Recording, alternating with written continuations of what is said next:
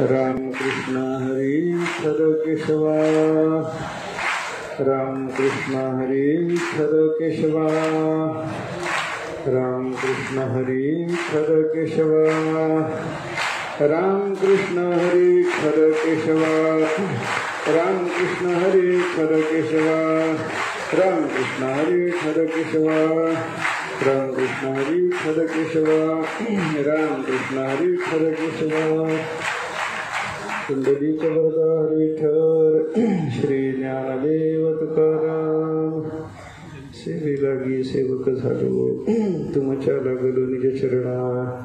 अहो स्वामी तुकया देवाया वरून करावा भेर, सहज देव दखी वह्या तुम्ही रक्षेरिया निज सत्य। हो स्वामी तुकया देवा या वरीन करावा भेर, निळा म्हणे धरा राहते परिद्यानमती निरूपमा। अहो स्वामी तुकया देवा यावरीन करावा भेर, कृपेचे उत्तरे देवाचा प्रसाद। आनंदे आनंद वाढवावा, बहुतांच्या भागी लागले जहाज येथे आता काजल बोला हो। अलप घेते आले दारावरी फुका, येथे आता सुका न पाहिजे। तुका म्हणे जिव्हा श्रवणाच्या द्वारे माप भरा बरी, शिगे बरी बहुतांच्या भागी लागले जहाज येथे आता काजल बोला हो। त्याच्या संबंधाने काय बोलायचं आहे त्याच्यापेक्षा आज मला काही बोलायचं नाही हे तुम्हालाही माहिती आहे, आणि तुम्हाला काही ऐकायचं नाही हे मलाही माहिती आहे। परवाच्या दिवशी बाबांचं विठ्ठलचरणी विलीन होणं झालं, सगळ्यांनाच मोठा दुःखाचा आघात झाला। बाबांचं काय कर्तृत्व होतं, बाबांचं काय महत्त्व होतं, बाबांचं काय संतत्व होतं, साधुत्व होतं, या सगळ्याच्या सगळ्या गोष्टी मी स्वतंत्ररित्यानं कोणाला सांगायची गरज नाही, सर्वांच्या परिचयाचं ते आहे। एक मोठं विशाल जीवन, उत्तुंग जीवन, एक मोठं उन्नत जीवन, एक परिपूर्ण परमार्थी जीवन, असं बाबांच्या जीवनाचं वर्णन केलं तर अगदी थोड्या शब्दामध्ये असंच म्हणणं शक्य आहे, दुसरं काही त्यांच्याबद्दल बोलणं शक्य नाही। 40 वर्षाच्या पूर्वी अश्विन वद्य द्वितीयेचा दिवस असाच आपल्याकरता आला होता। वैकुंठवासी गुरुवर्य धारोरकर शास्त्री महाराजांचं निर्वाण शके 1901च्या अश्विन कृष्ण द्वितीयेच्या दिवशी झालं होतं। ते याच दिवशी गेले आणि बरोबर 40 वर्षाच्या नंतर पुन्हा तशाच पद्धतीचा योग आपल्यावर झाला, या दिवसाला घातलेला आहे असं म्हणायला हरकत नाही।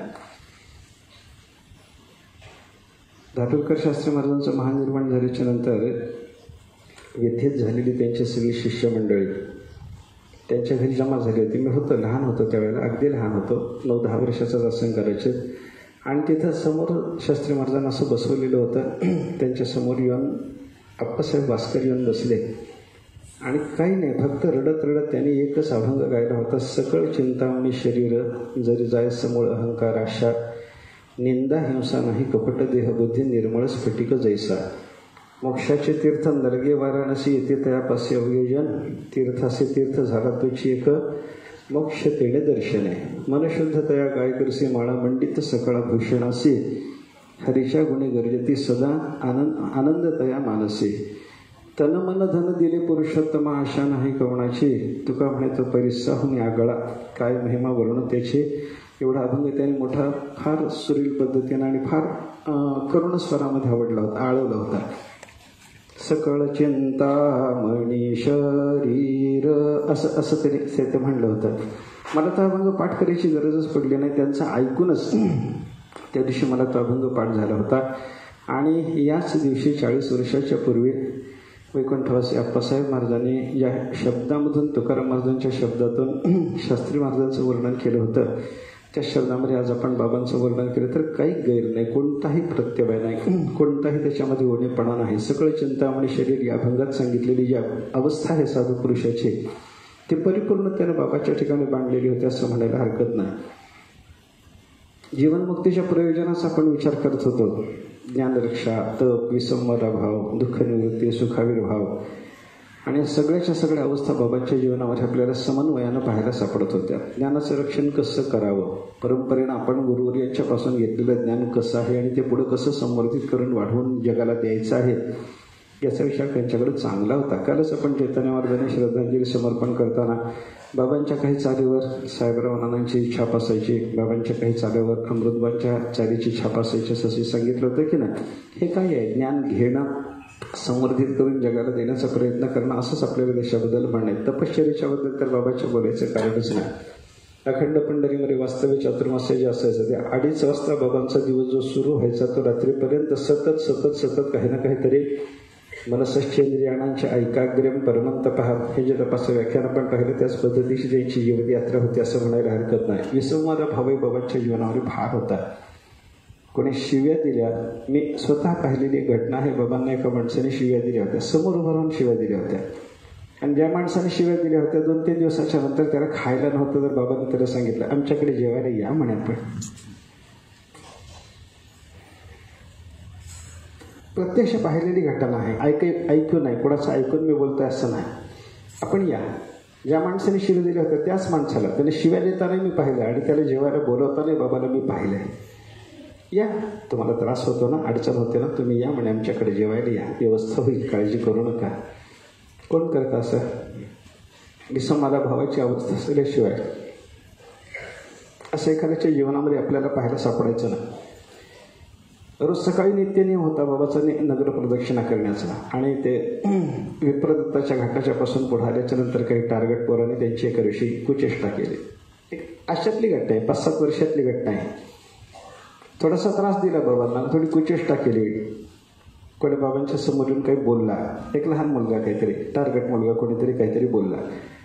बाकीच्या मंडळीला पंढरपुरामध्ये फडकरी वगैरे मंडळींना जेव्हा कळालं तेव्हा त्यांनी सांगितलं बाबा थोडंसं आम्ही तुमच्याबरोबर उद्या येतो, समोर ते पोरग आल्यानंतर आम्हाला दाखवा, कोण मुलं होती ते आम्हाला दाखवा, आम्ही बंदोबस्त करतो. बाबांनी सांगितलं कशाला, त्या पोरांना कशाला त्रास देता, म्हणजे त्यांना त्रास, यांना त्रास नाही कसं.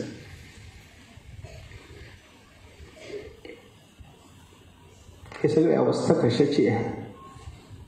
विसंवादा भावाची अवस्था आहे असं आपल्याला चिंतन करता येईल. कितीतरी असे प्रसंग सांगता येणं शक्य आहे. जे काय अनुभवलंय, थोडंफार अनुभवलेलं जरी असलं तरी जे अनुभवलं ते असं आहे. ज्ञानरक्षण आहे, तप आहे, विसंवादा भाव आहे. कधी त्यांना बघा तुम्ही, दुःखाची अवस्था त्याच्याकडे कधी दिसायची नाही. एवढ्या आजारामध्ये सुद्धा परवाच्या बाबांना जर भेटायला कोणी गेला तर कसं आहे बाबा, क्षेम आहे म्हणायचे, आनंद आहे म्हणायचे, छान आहे म्हणायचे. हे काय आहे सगळं?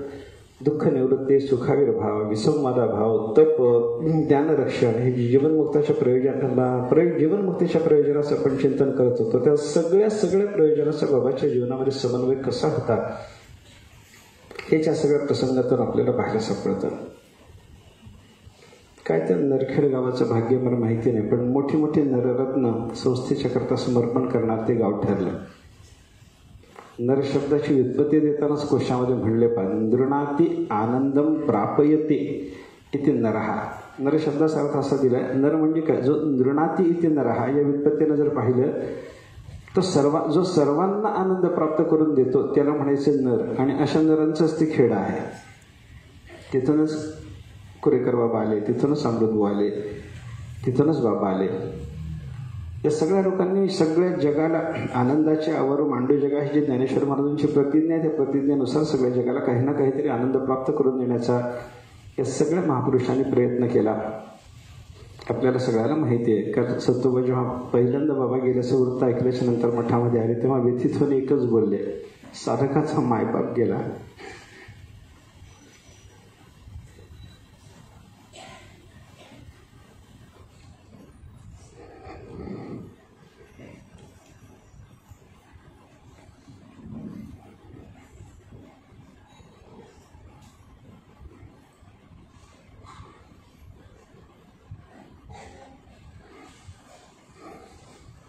त्यांच्या बोलण्यातलं अर्धाक्षर सुद्धा अवास्तव नव्हतं, अतिशयोक्तीचं नव्हतं, खरंच होतं ते. आळंदीत पंढरपुरामध्ये राहण्याकरता विद्यार्थी यायचा म्हणला,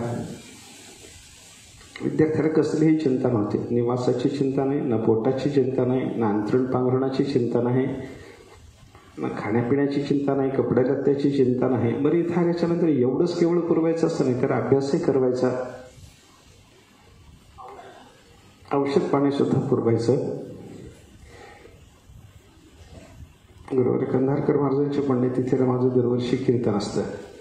ते कीर्तनाला बाबा असायचे आणि त्या कीर्तनामध्ये मी महाराजांच्याकडे 1 वर्षभर चातुर्मास्यामध्ये मी शिकू शकलो. मी काय काय अभ्यास केला, मला महाराजांनी किती प्रयत्नाने किती जबरदस्तीने अभ्यास करून घेतला हे कीर्तनात मी बोललो. एका वर्षी बोलल्याच्या नंतर दुसऱ्या वर्षी पुण्यतिथीच्या आदल्या दिवशी बाबा माझ्याकडे आले. मला म्हटलं, महाराज उद्या पुण्यतिथी आहे महाराजांची. हो आहे, कीर्तन आहे महाराज तुमचं. आहे बाबा. मग कीर्तनामध्ये गेल्या वर्षी तुम्ही ज्या आठवणी सांगितल्या होत्या अभ्यास केल्याच्या त्या सगळ्या दरवर्षी सांगत चला आणि दरवर्षी सांगत चला आणि त्याची आठवण दरवर्षी देत होते. यंदा सांगा, हे सांगा. मी म्हटलं बाबा कशा नाही परत परत सांगायचं. बाबा म्हणायचे नाही, तसं नाही, विद्यार्थ्याला प्रेरणा मिळेल त्याच्यातून. तुम्हाला जसा महाराजांनी थोड्या काळामध्ये बराचसा अभ्यास करायला सांगितला, जबरदस्तीने करून घेतला, तशा पद्धतीने तुम्ही केल्याचं जर आपल्या पोरांना सांगितलं तर पोरांना सुद्धा तशा पद्धतीची प्रेरणा मिळेल. महाराज थोडं सांगत चला, सांगत चला. आमच्यावर विलक्षण प्रेम बाबांचं होतं. कारण चैतन्य महाराजांनी ते सगळं व्यक्त केलं. मी पंढरपूरला पहिल्यांदा जेव्हा आलो तेव्हा बाबा मला भेटले होते. पहिल्यांदा आलो, शिक्षणाला सुरुवात झाली. मला महाराज बाबा भेटले आणि बाबांनी मला एकच सांगितलं, म्हणजे महाराज आम्ही तुमच्या वडिलांना पाहिले. महाराज आभाळा एवढे मोठे होते. बाबांचे शब्द होते, महाराज आभाळा एवढे मोठे होते, आभाळाला शिवायचा तरी प्रयत्न करा म्हणे तुम्ही.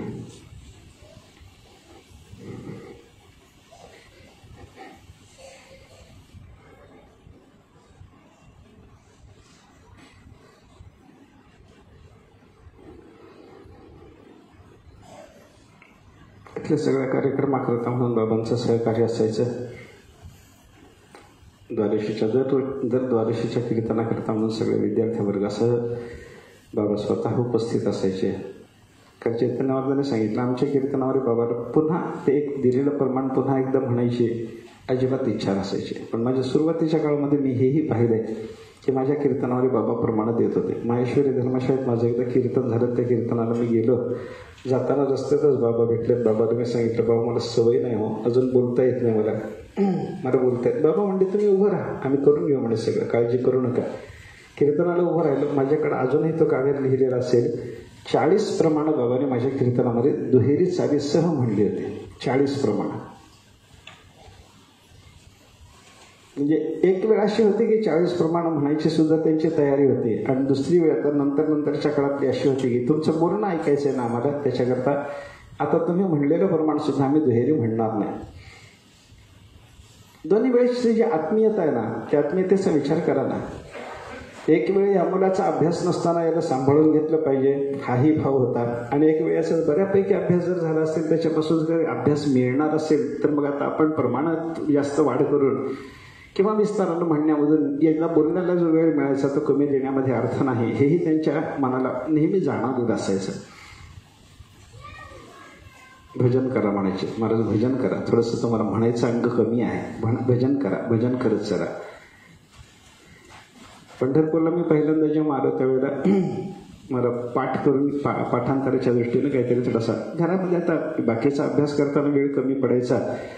म्हणून मी काय करत होतो, सकाळी नगर प्रदक्षिणेला जाणं, इकडं तिकडं पाठाच्या करता फिरणं, हे सगळं काम करताना रस्त्याने जाता जाता आपल्याला पाठ करता यावं म्हणून एक चिठ्ठी माझ्या हातात नेहमी असायची. एखादा अभंग तरी लिहिलेला असायचा, त्याच्यावर 2-4 श्लोक तरी लिहिलेले असायचे. रस्त्याने जाता येता येते भोकून पाठ करायचा असा माझा क्रम होता. बहुतेक प्रदक्षिणेला मी सकाळी 5 वाजता जात होतो. त्या प्रदक्षिणेत कधीतरी बाबाची माझी गाठ पडायची. सकाळी प्रदक्षिणेला जाताना 2 नाटाचे अभंग लिहून घेतलेले असायचे. इथून वाळवंटात जाईपर्यंत एक अभंग पाठ करायचा, वाळवंटातून परत घरी येईपर्यंत एक अभंग पाठ करायचा, असं करत होतो. ते अभंग लिहून घेतलेले असायचे. रस्त्यानं जाता जाता जर माझी भेट झाली, बरोबरच्या कोणी पोरांनी नमस्कार वगैरे करायचं ठरवलं, बाबा म्हणायचे त्यांना पाठ करू द्या, जाऊ दे, त्यांना जाऊ दे, थांबवू नका, त्यांना जाऊ दे. तेवढा वेळ जातो वाया. तेवढा वेळ ह्यांचा वाया गेल्यानंतर ह्यांचं पाठ करते अनुसंधान तुटतं. ही जी त्याच्यातली भावना होती ना, फार महत्वाचं होतं ते सगळं.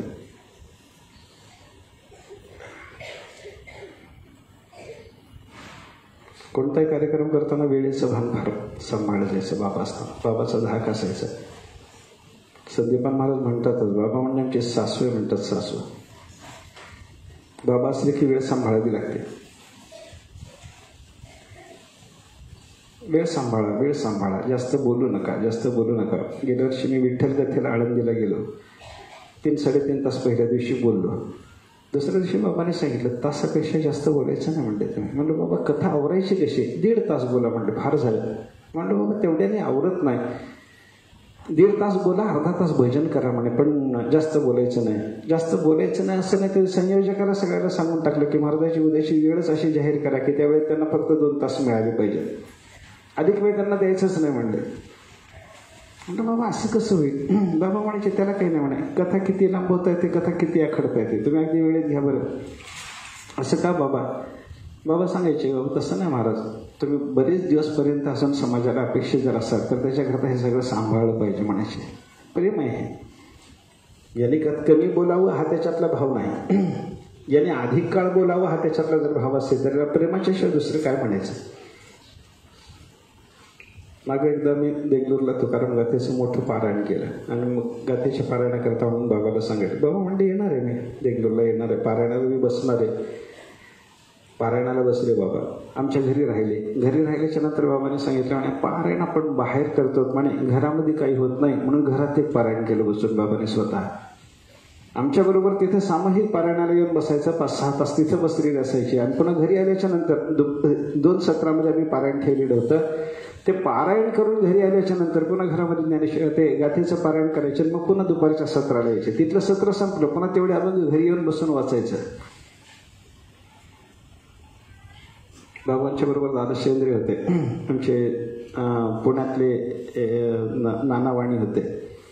त्या दोघांना घेऊन बाबा सोबत असायचे. एकादशीचा दिवस आल्यानंतर नानावाणीला जरा डायबिटीसचा वगैरे त्रास असल्यामुळे त्यांना भूक वगैरे लागायची. पण बाबांनी सांगितले काही नाही म्हणे, मरत नाही तुम्ही, एकादशीच निर्जल करा. त्यांना निर्जल एकादशी करायला लावली, खाऊ दिलंच नाही. कोणी एखादं जास्त खायला नाही, त्यांचं जेवण झालं म्हणायचे, त्यांना आळस येतो म्हणायचे.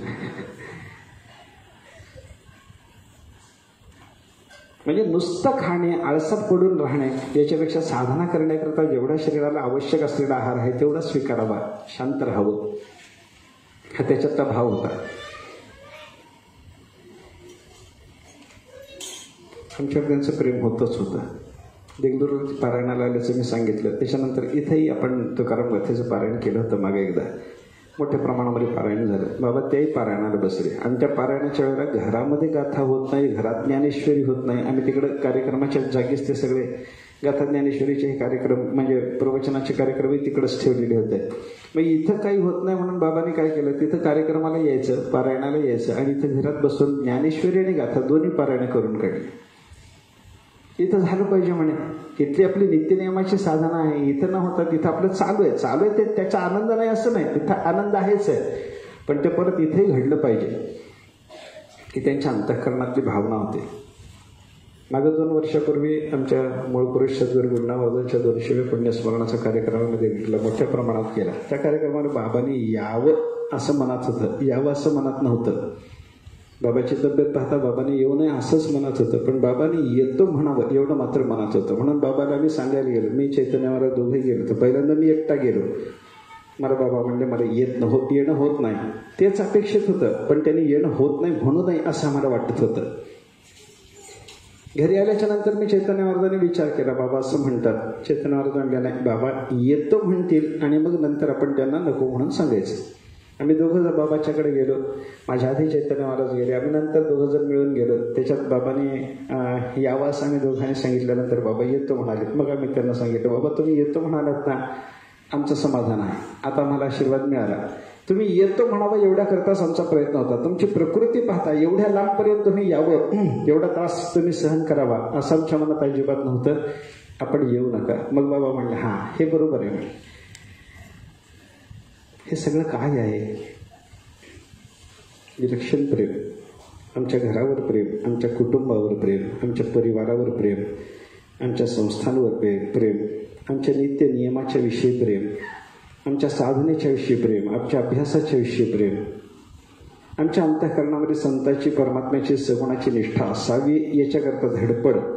या सगळ्या बाबांच्या गोष्टी जर आठवल्या तर त्यांचं हे महानिर्वाण अंतःकरणावर खूपच राहिल्याशिवाय राहत नाही. व्यथा आहे, सर्वांनाच आहे, मलाही आहे. परमात्मा पंढरीनाथाच्या चरणी ते विलीन झालेले आहेत. आमच्या संस्थांच्याकडून, आमच्या परिवाराच्याकडून, आमच्या कुटुंबाच्याकडून काल श्रद्धांजली समर्पण झालेली जरी असली तरी परत एकदा मी आमच्या सगळ्या परिवाराकडून श्रद्धांजली बाबांच्या विषयी व्यक्त करतो. आपण सर्वांच्या विषयी सुद्धा त्यांच्याविषयी श्रद्धांजलीचा भाव व्यक्त करतो आणि या ठिकाणी थांबतो. अभंगाचा विचार उद्याला पाहतो. कुंडलिक वरदा हरी विठ्ठल. श्री ज्ञानदेव तुकाराम विठ्ठल विठ्ठल विठ्ठल विठ्ठल विठ्ठल विठ्ठल विठ्ठल विठ्ठल. कुंडलिक वरदा हरी विठ्ठल. श्री ज्ञानदेव तुकाराम. सद्गुरु गुरुनाथ महाराज की जय. सद्गुरु हरी महाराज की जय.